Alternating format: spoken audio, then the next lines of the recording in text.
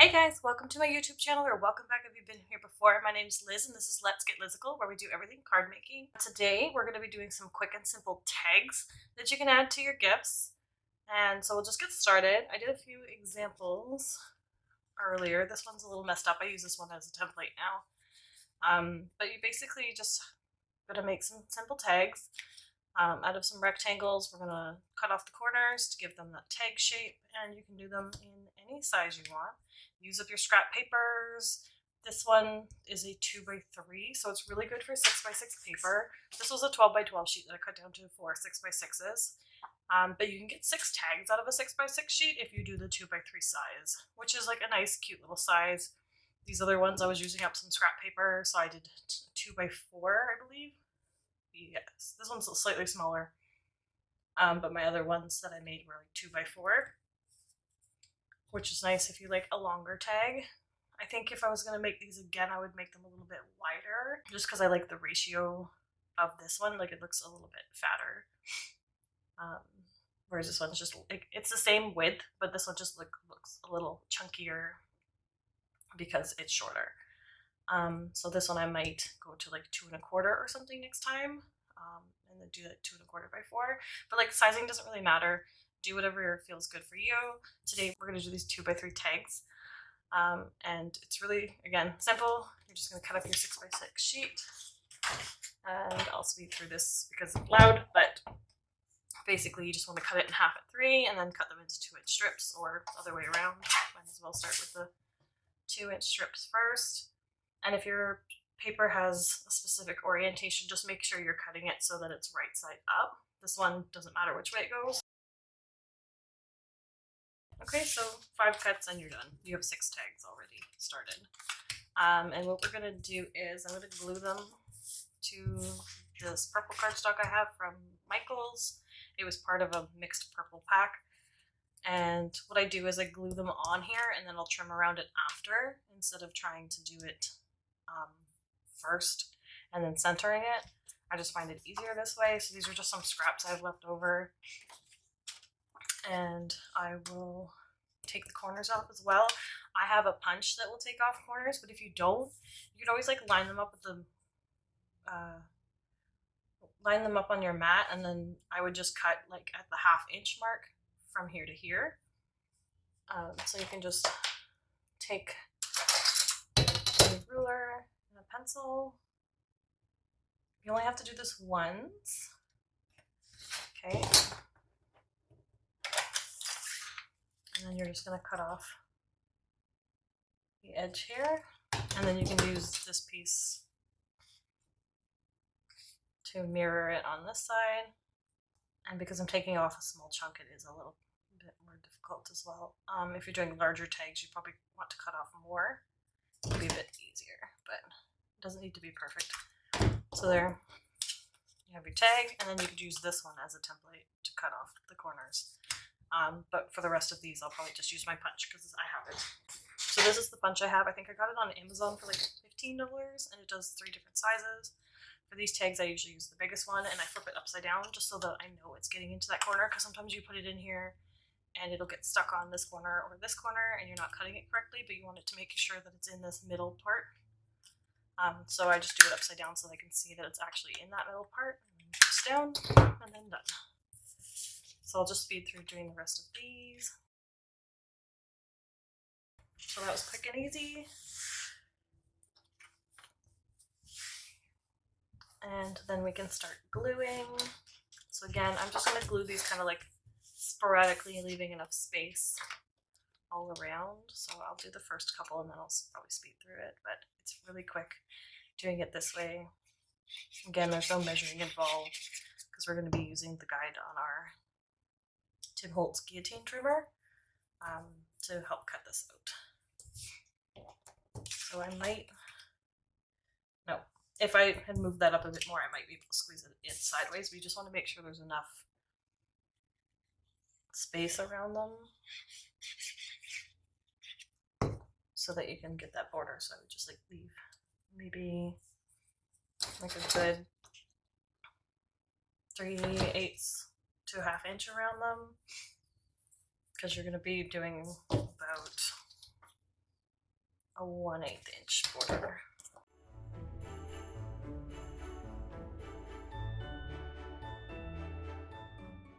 Okay, and that's it.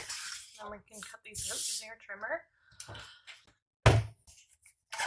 So what you want to do is I usually take whatever one's sitting at the longest, and I'm lining up with the outer edge of this plastic guide, and then cutting, and then I usually butt it up against the top and then trim from there. I don't worry about the corner because I can do that one after.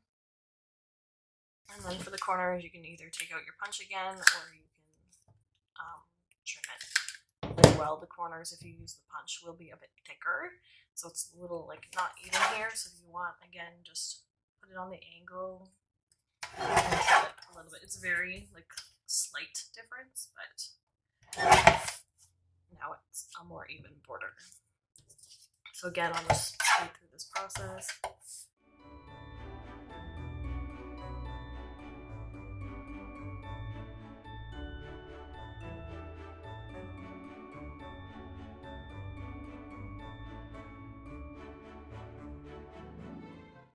Okay, so those are our 6 tags.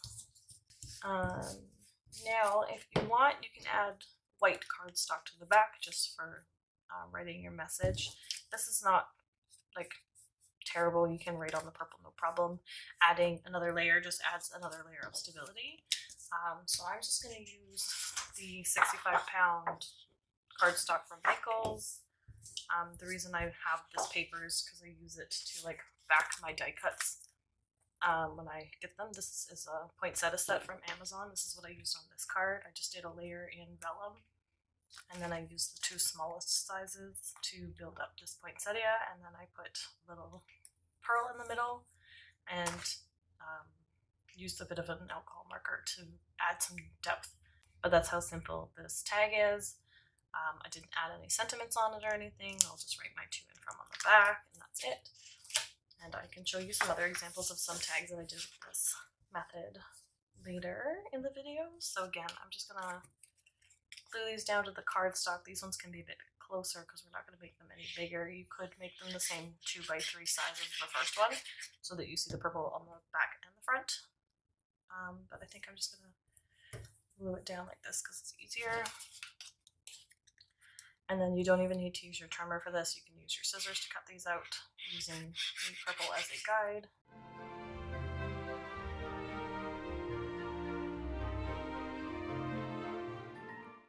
Okay, and then I'm just going to cut these out.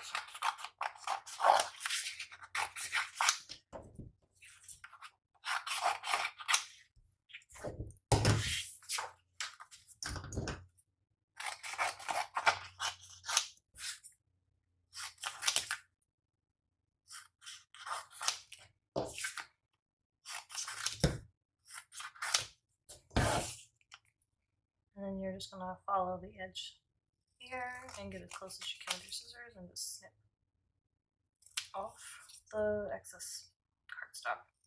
Again, you can do this in your trimmer if you want, but this is a little bit faster for lining up and just using it as a guide.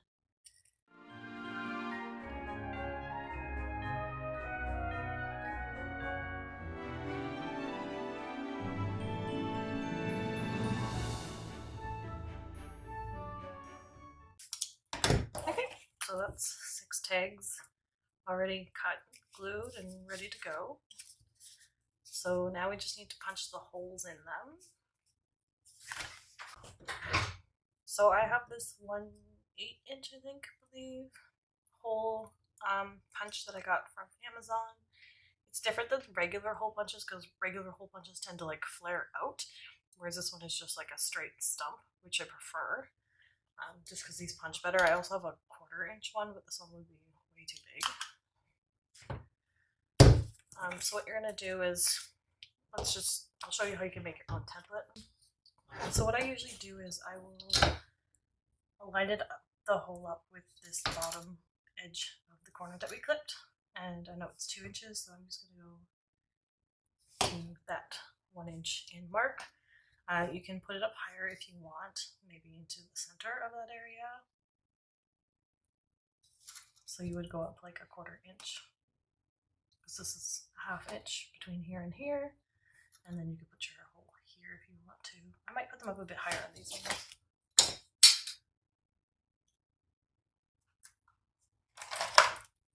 I'm not sure where my eraser is. So you do that, line that pencil mark up with the hole, punch it, and there you have your first one, and then you can use your first one as the template for your next one. And what I do is I kind of line it up, but then I lightly press down until it kind of locks into place, and then I'll punch it.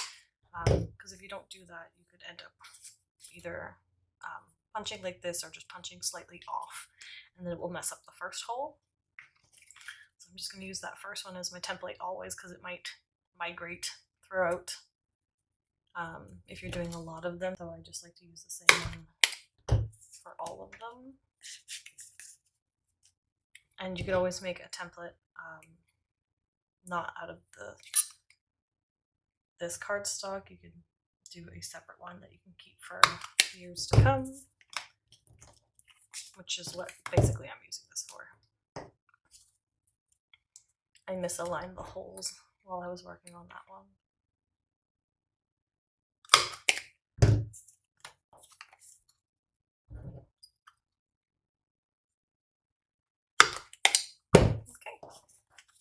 Now we have our holes punched, and I will link all of these tools in the description box below, as I always do. But yeah, you can leave these tags as they are and just throw them in your gifts. These are some other ones that I did. This is some like Doodlebug 6x6 paper pad, and I just stamped to and from on the back. These ones I didn't leave the border, so you also don't need to leave a border around them. I think I like the border. I did borders this year. But I just stamped a simple Merry Christmas, added a couple gems on it. This one I think was an Echo Park paper pad, but I didn't do anything to this. I just added 3 gems to the bottom corner of these, and that was it. It already had like a couple of little sentiments on it, so that's the way I left it. And then I just used some embroidery floss in a rusty red and a green to keep it festive. This one I used some Fiskars twine that I had from Lawn Fawn from years ago. I also have this one from Amazon. It came in a package of 4, I think. It came in black and white, red, white, and green, red and white, and then the natural jute thread. For the one I did here, again, I just used embroidery floss because I have it from a project that I was working on that I kind of stopped working on because it wasn't turning out the way I wanted it to, so I just have a bunch of thread left over, so I'm going to use them for other projects, but right now I'm just using them for tags. So I think I will do the same. I like to use 2 different colors. You can use 2 of the same color. You don't even have to use 2. I think 2 makes it a little bit fuller. If you want, you can braid them and make them longer, but I usually cut them to about, I think it's 14 inches long. I'm just measuring this out on my mat. And then I need 6 of these and 6 of the other color.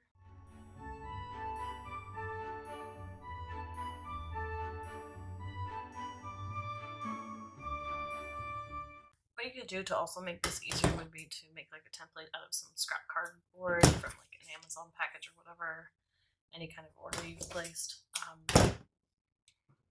Just make it like maybe a 7x7 square or something, just kind of wrap it around, and then you can just cut them all at once if you're making a lot of these, but I'm only doing half a dozen for now. So then I'm going to take 1 of each color, put it together, fold it in half, and then I always feed it through front to back. And if you have a hard time feeding it, you could always have like a little crochet hook or something to help grab the threads. And you just want to make sure that it's still lined at the back, and then pull it through, and then you're all done. You can leave them loose if you want. If you're giving these as a gift, the recipient would be able to tie them around. I usually just tie the ends together anyway because I'm probably going to end up taping it. to the bag. If you make them a bit longer, you could probably feed the tag through, but this might be okay. I would have to test it on the gift, but you know how you can kind of like pull it through the handle loop and then just kind of feed this through so that it leaves a knot and will attach. Again, I'll probably just tape this to a gift. But yeah, it's very simple. Just again, I always feed front to back. That way, all of my loops here are gathered. If you do it the opposite way, you get this kind of like V shape at the front. If that's what you like, do it the opposite way. But I prefer my loops gathered at the front. It just looks cleaner to me.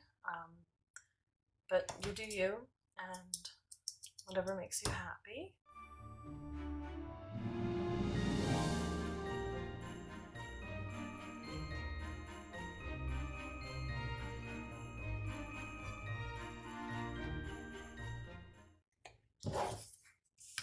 Okay, so that's our 6 quick, simple tags. I think the string probably took me the longest, just because I need a smaller crochet hook to help feed that through.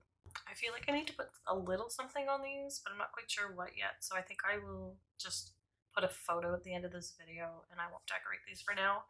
But as I mentioned, these tags are very quick, very simple if you want to give them as a gift.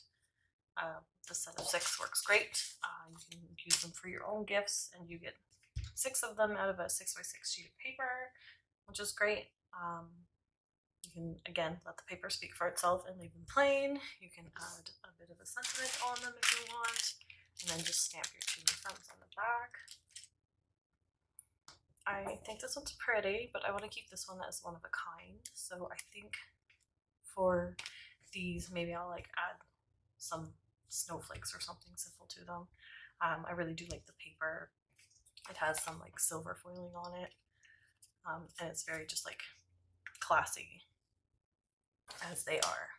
So yeah, I'll leave it at that for today. I will be back again on Friday with some more tag ideas. We're going to be making some of these flat shaker tags that I made last year, the year before, I don't remember. I think it might have been last year. I think I did this as a blog last July, but I don't have a video for it, so I'm going to do a video for some flat shaker cards and just some tips and tricks on how to make them.